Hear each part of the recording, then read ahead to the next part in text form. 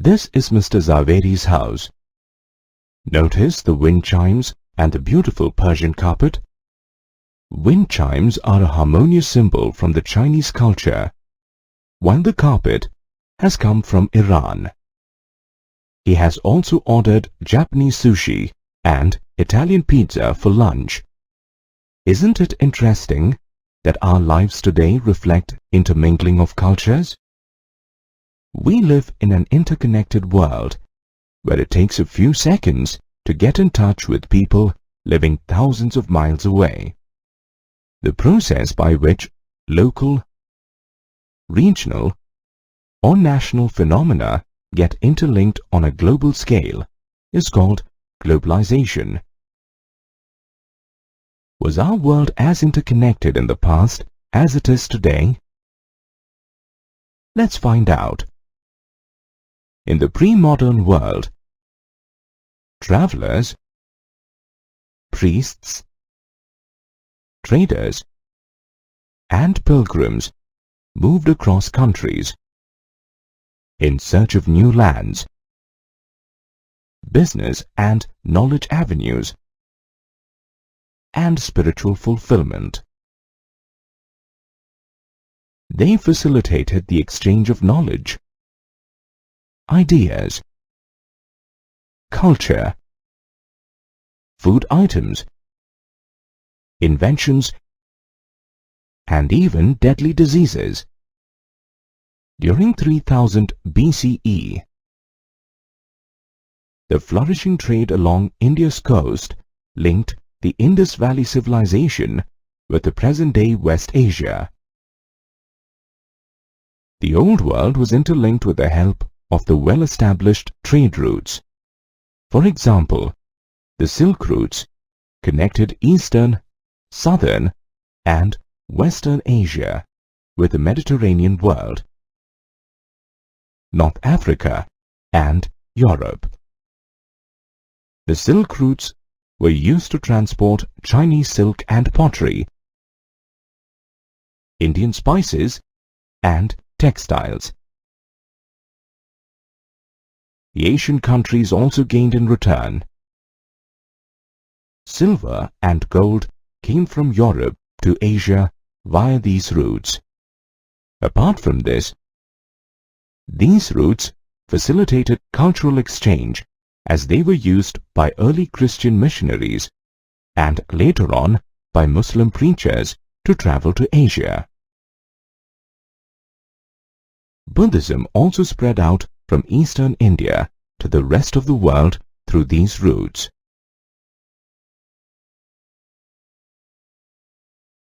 Interestingly, intercultural exchange also happened through the exchange of food items. In the pre-modern times, traders and travelers carried food items and crops to new lands. The story goes that traders and travelers took noodles from China to the Western world, where they came to be known as spaghetti. Or maybe it was introduced by the Arab traders as pasta in the Italian island of Sicily in the 5th century. Food items like noodles are also found in India and Japan, so we cannot confirm their birthplace with certainty. Many food items that we eat today, such as potatoes, tomatoes, chilies, and sweet potatoes, were not known in Asia. They came from the continent of Americas via Europe. In Europe, potato became a staple food of the poor peasants. In fact, the dependence on potato is evident from the fact that when the potato crop failed in the mid-1940s in Ireland, lakhs of people died of hunger.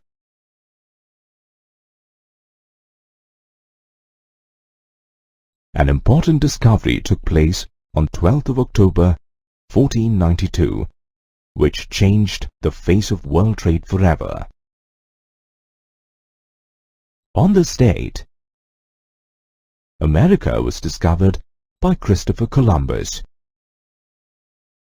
Thanks to the new sea route, a long-hidden, bountiful land suddenly became accessible to the world. The sea routes to America and Asia reduced the boundaries of the pre-modern world. Earlier, the Indian subcontinent was the center of world trade due to the bustling trade activities in the Indian Ocean. The European traders directed this flow of trade to Europe as well. By the mid-16th century, Spanish and Portuguese conquerors had begun colonizing America. The Europeans conquered the Native Americans not only by the power of their mighty weapons, but also by deadly diseases like smallpox. Europeans unconsciously carried the germs of their diseases, against which the Native Americans were not immune. Smallpox killed a large number of natives. Consequently, it became easy for the Europeans to conquer America. Meanwhile, people began migrating to the newfound America to overcome rampant poverty and hunger in Europe. Moreover, people were captured from Africa and used as slaves in the European markets. Till the 18th century, China and India remained important players in world trade. With the rise of America, Europe emerged as the new center of trade. In the 19th century Europe, as many as 50 million people left their homes and migrated to America and Australia in search of greener pastures. World trade expanded in the 19th century. There were technological, social, economic, and political changes which shaped the world economy. During this time, three flows governed international economic exchanges. These were the flow of trade or movement of goods, the flow of labor,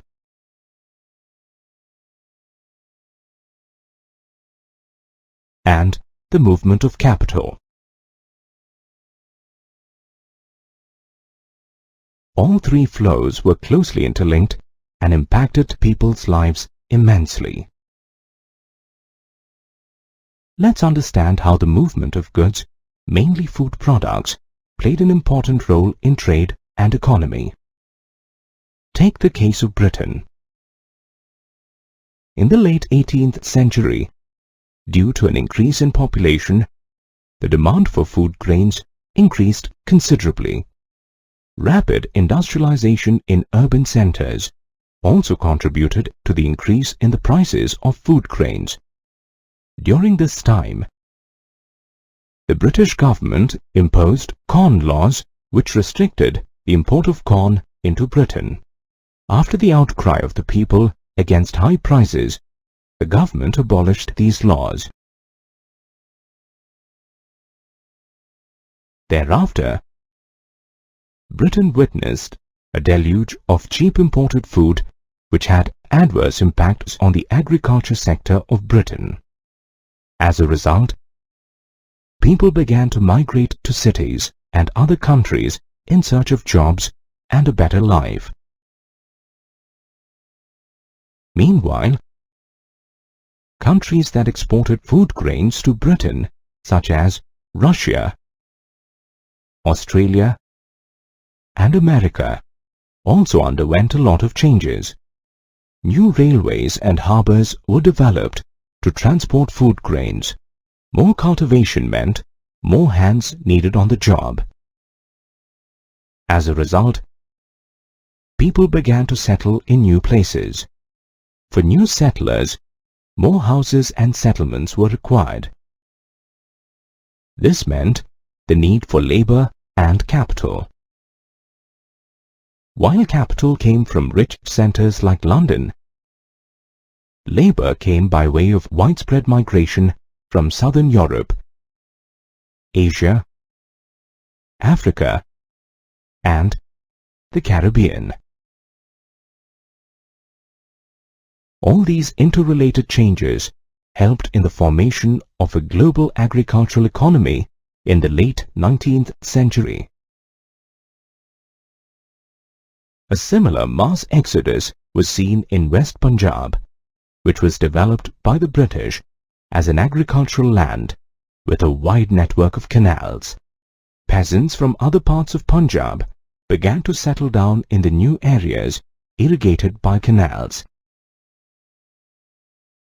Another factor that helped in power-packing the expansion of trade was technological innovation. For example, in colonies, advanced transport such as railways and steamships helped in ferrying raw material or finished products from one place to another. A good example is the transportation of meat from America, New Zealand, and Australia to Britain. Earlier, animals were transported in ships. Due to the long journey, they often lost weight, developed diseases, or died on the way. Later on, the animals were slaughtered and frozen at the starting point. New refrigerated ships were developed to transport perishable items like meat over long distances. Consequently, shipping costs came down and meat became an accessible commodity for the common man. In the 19th century, world economy was in a phase of rapid growth and transformation. Technological innovations shrank the world and made trade truly global. In this interconnected world, small changes at one place created rippling effects on the rest of the world's economy. Here's a poster which depicts a few Europeans wading hurriedly through the waters of the Welsh River to reach the Transvaal gold mines. This poster aptly depicts the madness for the natural resources of Africa. In fact, the Europeans used to brace themselves against deadly diseases and a grueling journey just to reach Transvaal in time. In a way, this journey exposes the ugly face of colonialism in Africa. In the 19th century, the world shrank as the trade expanded. However, the rapid growth of the world economy did not happen without repercussions. In search of cheap raw material and labor, the European traders set foot in Africa and plagued it with colonialism. Africa was long known as the Dark Continent due to its abundant jungles and natural resources. The continent had a relatively small population that never worked for wages. The average Africans had enough land and livestock to sustain them. The Europeans wanted to exploit the minerals and other resources of Africa. To execute this task, they had to employ people in the mines and plantations. However, there were no takers for these jobs. The European rulers devised several ways to force the native population into becoming laborers. Heavy taxes were imposed on the people that could only be paid off by working in plantations or mines. Inheritance laws were changed so that people did not have any land. In this way, they could be pushed to earn wages. An important event that led to the complete submission of the natives was the outbreak of Rinderpest a devastating cattle disease. Rinderpest was carried by infected cattle imported from British Asia, which was used to feed the Italian soldiers invading East Africa. Rinderpest spread in Africa like wildfire and claimed almost 90% of the cattle. This situation was cleverly manipulated by colonial rulers who took control of the scarce cattle population. As a result, the native African population was completely subdued and forced to work for wages. The rich continent of Africa was divided by the European imperialists amongst themselves. The carving of Africa was formally completed in 1885 in Berlin. Britain and France acquired a lot of colonies. Later, they were joined by Belgium, Germany, US, and Spain. The colonial conquests in Africa revealed the darker side of the expanding trade. Ram Naresh Sarwan, Shiv Narayan Chandrapal, and Nobel laureate Sir Vidyadhar Suraj Prasad Naipaul. What's common among these famous personalities, apart from their Indian-sounding names? They're all descendants of indentured labor migrants from India.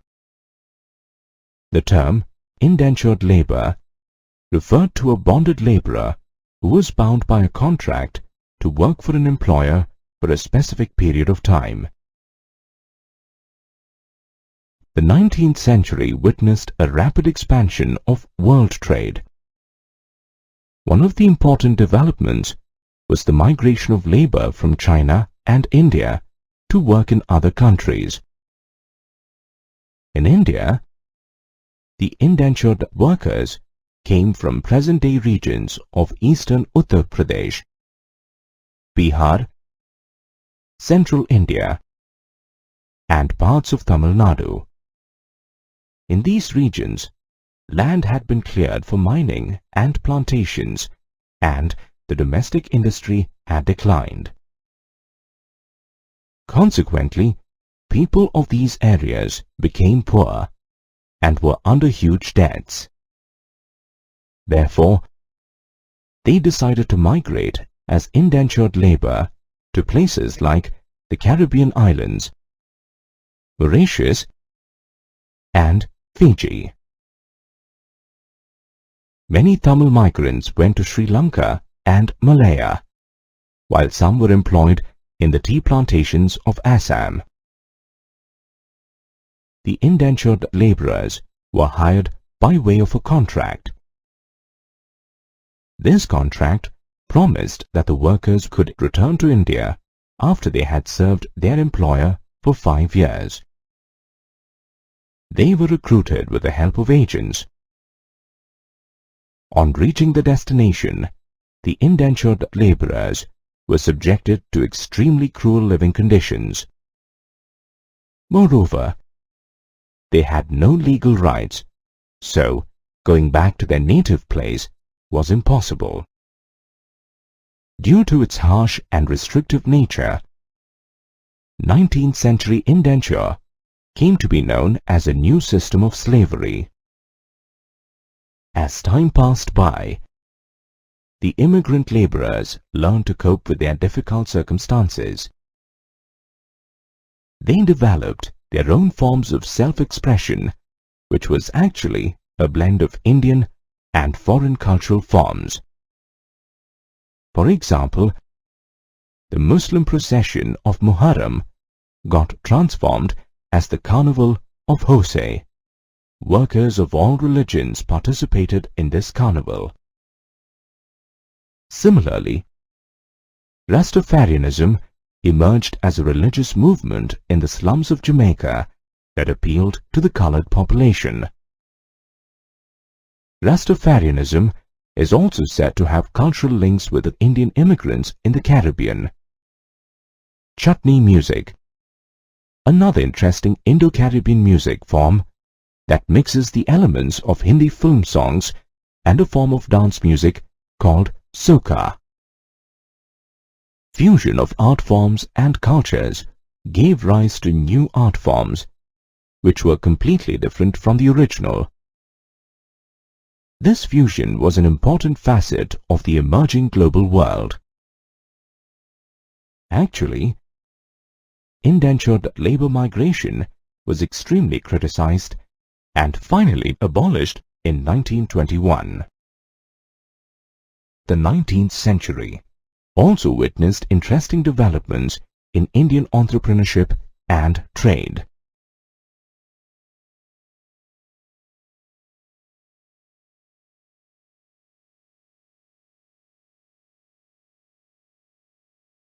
With the advent of the global market, capital was required to grow food and other material. In India, the peasants borrowed from local bankers such as Shikaripuri Shroffs and Nattukote Chettiars. These bankers financed export agriculture in Central and Southeast Asia. In 1860, Hyderabadi Sindhi traders established the business of selling curios to tourists at busy ports around the world. Historically, Indian textiles, particularly cotton, was very popular in Europe. The British, however, imposed tariffs on cloth imported in Britain. Consequently, the market for Indian textiles declined. During the British era, India's main exports were opium and indigo. The British exported opium to China and bought tea from there. In the 19th century, the value of British exports to India was much higher than the British imports from India. Therefore, Britain maintained a trade surplus with India, which helped it balance out its trade deficits with other countries. It also helped Britain pay for other expenses, such as pensions of British officials in India. Thus, India was profitable for Britain and was an important country in the world economy of the late 19th century. The fast-developing world trade and world economy suffered a huge jolt in the 20th century due to the First World War. It was fought between two opposing groups known as Triple Allies and Triple Entente. The aftermath was felt long after the war had finished. The years that followed were marked with a lot of social, political and economic instability. It took many years for the world economy to stabilize again. World War I can technically be called the first modern industrial war. It mobilized the use of modern weapons such as machine guns, aircrafts, tanks and chemical weapons. These weapons were the products of rapid industrial growth throughout the world and made the war truly catastrophic as millions of people got killed and injured. Several young people were enrolled for the war. The staggering number of casualties meant that a large chunk of working-class men were completely wiped off in Europe. As a result, there was a decline in average household incomes post-war. There was also a shift in the working-class population.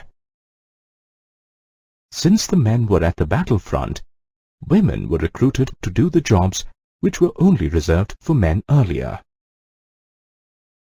The recovery period after the war was difficult and long drawn. Britain found it hard to retain its dominant position in the world economy and compete with a new player, Japan. During the war, Britain had borrowed money from the US liberally and now found it difficult to repay its huge debts. The growth of industries, production and employment had boomed during the wartime. Consequently, after the war, the bubble burst, leading to widespread unemployment. Many agricultural economies of Eastern Europe were badly impacted. During the war, Canada, Australia and America emerged as new centers of agriculture production. One country which recovered effectively after World War I was the US. By lending financial help to other countries during the war, the US emerged as an international creditor. After 1920, the US economy grew at a rapid pace courtesy mass production. The owner of Ford Motor Company, Henry Ford, championed the assembly line method of mass production to produce vehicles at a faster rate. In this method, a worker had to do the same task repeatedly at a pace decided by a conveyor belt. This method reduced the production time and increased the output of the worker. The T-model Ford became the first mass-produced car in the world. Henry Ford kept his workers happy by doubling their wages. At the same time, he increased the pace of work and disallowed any trade unions in his plants. The techniques of Ford became popular across America and Europe. Due to higher wages, workers could now afford consumer goods. These goods were also available on credit, payable in easy installments. The demand for consumer goods was also fueled by the boom in the housing and construction sector. Houses were also available on loan. Overall, the 1920s turned out to be a golden era for the US economy. The US also helped in the post-war recovery by lending capital to the other nations. However, this honeymoon period soon came to an end with the beginning of the Great Depression in 1929.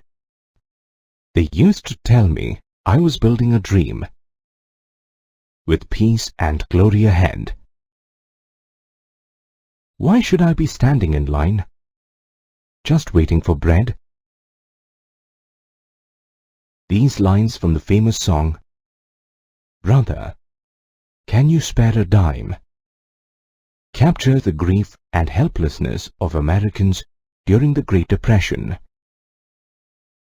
It began in 1929 with a steep fall in stock values of the New York Stock Exchange and continued well into the mid-1930s. The Depression lasted for almost a decade. These were hard times for people all over the world. Agricultural prices fell. Industrial production came to a halt. And millions of people became jobless and homeless. Overall, the world economy went topsy-turvy. What were the main causes of the Great Depression? The First World War had badly impacted the agricultural economies of Eastern Europe. During the war years, Canada, Australia, and America had emerged as new alternate centers of wheat production. Consequently, there was an overflow of food grains in the market, which led to a fall in the agricultural prices. In order to retain their overall income, farmers decided to bring in more produce to the market. As a result, the market situation worsened and the agricultural prices fell to an all-time low. During and after the war, the US had emerged as an international money lender.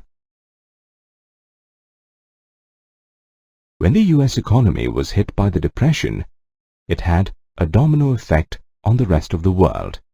The US withdrew loans from other countries because of which major banks and currencies collapsed in Europe. To overcome the depression, the US imposed import duties, which again hindered the world trade. India couldn't escape the Great Depression too. In the 19th century, India had begun to export food grains and raw materials to other countries. On the other hand, it received manufactured factory goods as imports. During the Depression, India's exports and imports shrunk to almost half. The agricultural prices fell and affected the peasants and farmers badly. Similarly, the jute producers of Bengal, who made gunny bags for the world market, sank into debts. Despite the difficult circumstances, the British government demanded revenue. The poor peasants mortgaged their land, jewelry, and other precious things to pay off debts and meet their daily needs. In fact, during the Depression era, India became the largest exporter of gold. However, the Depression did not affect the middle-class urban Indians so much. Due to the fall in prices, all commodities began to cost less. Since the British government provided tariff protection to industries, there was also an increase in industry investment. The Great Depression surely revealed the growing interconnectedness between the world economies, where every change had a global impact. 1939 saw the beginning of the Second World War. This war proved even more catastrophic than the First World War. Fought between two opposing military groups, the Allies and the Axis. It was the first time that nuclear bombs were thrown and artillery attacks were used to raze down cities. It witnessed the death of millions of civilians all over the world. The post-war years were marked with a lot of social, political, and economic instability. However, after the war, the United States and the Soviet Union emerged as the two major superpowers, and they had strengthened themselves economically, politically, and militarily. Economists and political leaders world over derived two main lessons from the economic experiences of the interwar period. Firstly, in an economy, mass production had to be sustained with mass consumption, and the government had to intervene in the market to ensure economic stability in the country. The second lesson was regarding the economic ties of a country with other countries. The government could ensure full employment only if it controlled the flow of goods, capital, and labor from other countries. In other words, the main focus of the post-war economic system was to maintain economic stability and full employment. The framework of the post-war international economic system was agreed upon at the United Nations Monetary and Financial Conference. It was held in July 1944 at Bretton Woods in the USA. In fact, the post-war international economic system is also called the Bretton Woods system. The Bretton Woods Conference established two important institutions, the International Monetary Fund and the World Bank. The International Monetary Fund was created to help with the external surpluses and deficits of the member countries. Meanwhile, the World Bank was to finance the reconstruction after the war. This system ushered in an era of economic growth, world trade, and the exchange of technological know-how. It was based on fixed exchange rates where currencies of every country were pegged against the American dollar. Thanks to the Bretton Woods institutions, the Western countries experienced immense growth after the war.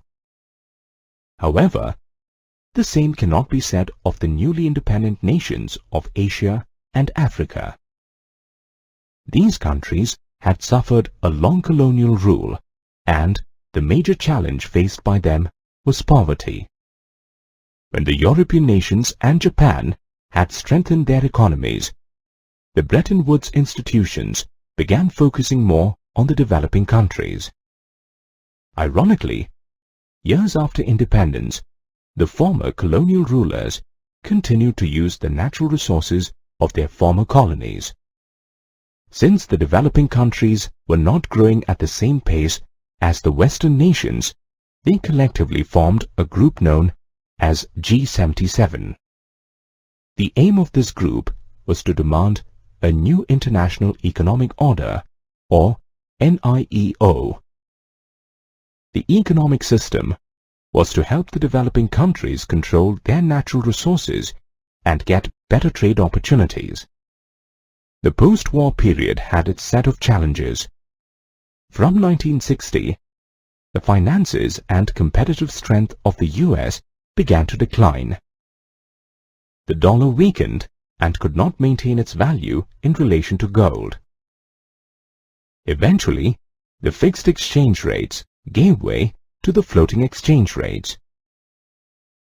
Another important change in the financial system came about in the 1970s. Unemployment was on the rise, and developing economies could no longer get financial help from international institutions. They had to turn to Western commercial banks and private financial institutions. The last years of 1970s witnessed a shift in the business operations of multinational companies to countries such as India, China, and Brazil. The cost of labor was comparatively low in these countries. Today, world trade has come a long way, and the world has become a global village.